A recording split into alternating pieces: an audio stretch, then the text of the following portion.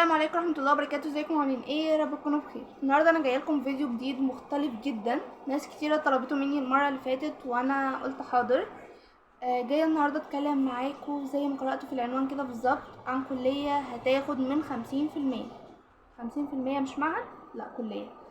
طب ايه شروطها وايه حواراتها؟ هنقول كل ده، بس يلا قبل اي حاجه زي ما اتعودنا كل مره متنساش تعمل لايك شير سبسكرايب قناه وتفعل زر الجرس عشان يوصلك كل جديد. وما تنساش تنزل تحت تكتب كومنت لطيف شبهك او تسال عن اي حاجه محتاج تسال عنها، سواء كليه سواء تنسيق سواء اي حاجه موجوده، وهرد على كله زي الفيديو اللي فات ان شاء الله. يلا نبدا ونشوف هنعمل ايه.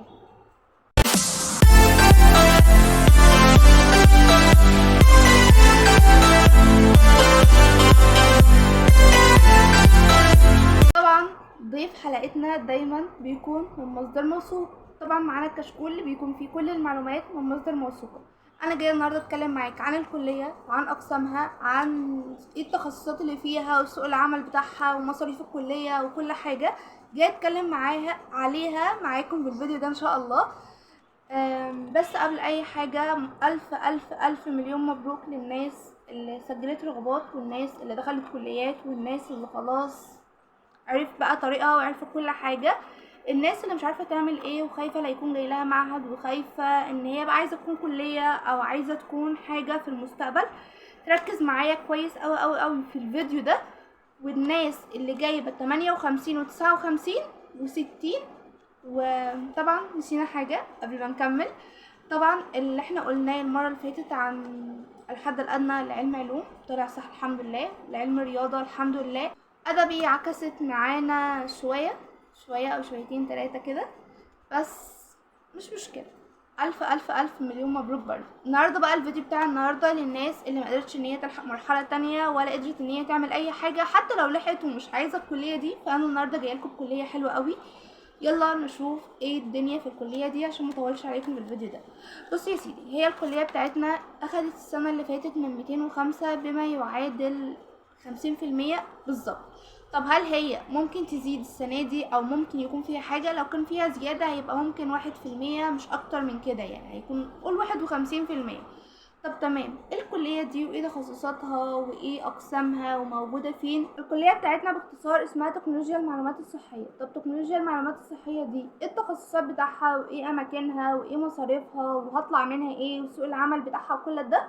يلا نبدأ ونشوف احنا هنعمل ايه في كل حاجة، واقول لكم تعملوا ايه بالظبط وازاي هتقدر ان انت تدخلها وبأقل حاجة بجد، حتى لو ممكن يكون في شوية تاتشات كده تحصل في الاخر، بس اكيد طبعا لو انتوا فهمتوها الدنيا هتكون بسيطة. اول حاجه هي موجوده في القاهره واسيوط وبرج العرب في اسكندريه.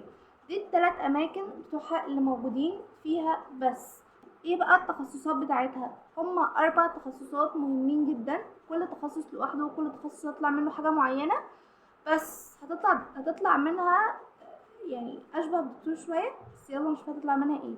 اول حاجه معانا تكنولوجيا الصناعات الدوائيه. طب تمام، مصانع الادويه بتشتغل فيها، او معامل التصنيع، او خط الانتاج بتاع الادويه برضو، يعني كل حاجه خاصه بالادويه، لان القسم ده اسمه تكنولوجيا الصناعات للادويه، يعني هو خاص بالادويه. هتشتغل بقى بعد كده، ممكن بعد كده تكون شغال في معامل كبيره زي اللي بتصدر للصيدليات كبيره جدا، او بعد كده هتبقى فهمت الدنيا ممكن تشتغل اخصائي في صيدليه وهتبقى قادر ان انت تعمل حاجه، اهو بقيت متمثل شويه بدكتور صيدلي بس مش زيه قوي، في نفس الوقت قدرت ان انت تعمل حاجه. طب تمام، ايه القسم التاني منها؟ تكنولوجيا صناعات تركيب الاسنان.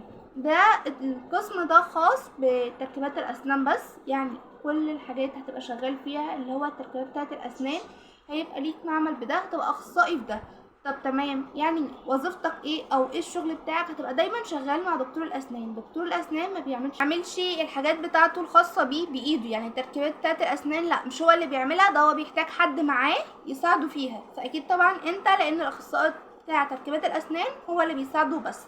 طب نيجي لتالت حاجه، الاداره الصحيه، تكنولوجيا المعلومات الصحية. ده بيكون خاص بقى في المستشفيات، بيحتاجوك في مستشفيات سواء خاصة سواء عامة، ممكن تسافر برا. اصلا الكلية دي بمعنى اصح متاح ليها فرص عمل كتير جدا في الامارات وفي دبي والكويت. دول ال3 اماكن اللي الفرص بتاعتهم عالية جدا وحلوة قوي وبيتمنوهم بجد، يعني هما بيطلبوكوا كده بالطلب. طب نيجي لرابع قسم، تكنولوجيا مساعدة الخدمات الصحية، بتساعد بقى برضو في المستشفى ونفس الحوار.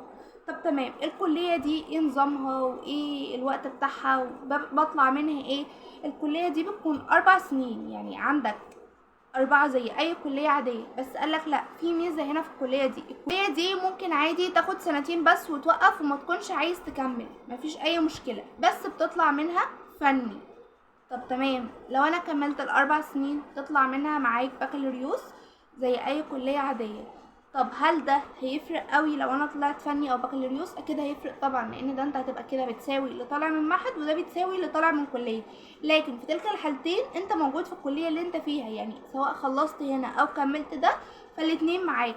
طب ايه الميزه اللي فيها؟ الميزه الحلوه اللي فيها ان انت بتنزل سوق العمل من اول يوم، خصوصا بتاعت برج العرب اللي في اسكندريه، لان احنا عارفين طبعا برج العرب كلها منطقه صناعيه كلها جديده.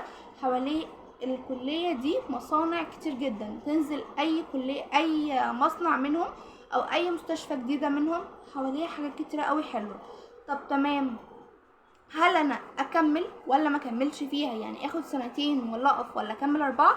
بص، من وجهة نظري انت تاخد 4. البكالوريوس طبعا حلو جدا وهيفيدك جدا. طب هل انا لو اتخرجت مثلا من فني مش هلاقي شغل وبكالوريوس؟ لا، انت اول ما تتخرج على طول هتلاقي شغل، لان انتوا مطلوبين جدا قلت لك. وزي ما قلت لك، سواء في مصر او بره، في اي دولة عربية من اللي بره، وحتى اي دولة بقى مش شرط بره، بس مش شرط دول عربية، سوري، اي دول بره هيحتاجوك جدا، يعني فرص العمل ليها حلوة. طب ايه العائق اللي فيها او ايه الحاجات اللي انت قلت لنا مثلا ان هي مش هتكون حلوة لينا؟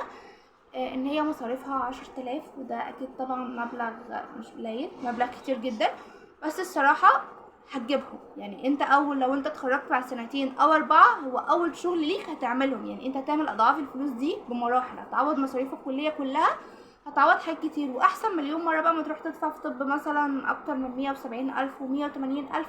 فهي الكلية دي حلوة ومقدور عليها كده وتحفة بجد، يعني اي حد بجد كان سواء بقى من 51 او من 50 كده لحد 60 جايب، ما تستخسرش مجموعك في الكلية، ما تقولش اصلا انا كده يبقى في فرق 7%، معلش ده انت هتبقى مستقبلك بعد كده حلو قوي. فادخلها وتوكل على الله وسيبها لله كده، وان شاء الله ربنا يوفقكم فيها. بس الكلية ليها قدرات، فشوف بقى القدرات بتاعتها وادخل، وان شاء الله ربنا هيوفقك ليها باذن الله. واي حد سواء كان مرحله اولى او مرحله تانية او ملحقش خالص، خليك عارف ان ده نصيبك، هي حظ ونصيب وكل حاجه، بس ربنا شايلك الاحسن وعينهولك لبعدين، وان شاء الله هتشوفه سواء في حياتك بقى العاديه او في حياتك الشخصيه او جامعه او الشغل او اي حاجه، ان شاء الله هتلاقي نصيبك ده. المهم ربنا يوفقكم كلكم، اشوفكم على خير في فيديو جديد ان شاء الله. وانزلوا تحت اكتبوا لي في الكومنتات محتاجين ايه تاني مني، او اتكلم عن كليه ايه او مجموعك كام، مش مشكله، انزل تحت اكتب لي، او حتى قول نسبتك زي المره اللي فاتت وانا هقول لك ايه الكليه الاقرب ليك او ايه اللي انت ممكن تدخله علشان يكون في فرص عمل كويسه وايه لا. اقول قولي هذا واستغفر الله لي ولكم، والسلام عليكم ورحمه الله وبركاته.